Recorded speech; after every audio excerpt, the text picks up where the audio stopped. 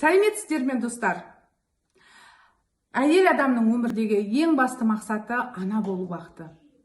Яғни ана болу бақытымен қатар табысты болып, жайнап, жадырап, және де өте керемет сезімде жүру біздің компания, яғни Фаберлик компаниясымен ол мүмкін.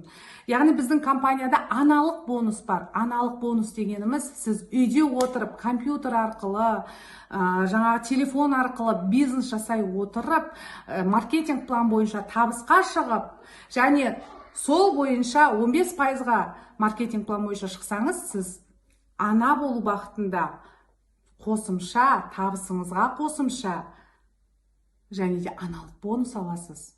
Екі жақтап аналық бонус алуға болады. Бірінші, компания 1 жыл бойына балалы санына байланысты ақы төлейді табысыңызға қосып. Екіншіден, сіз жеке кәсіпкер ретінде тіркелгендіктен үкімет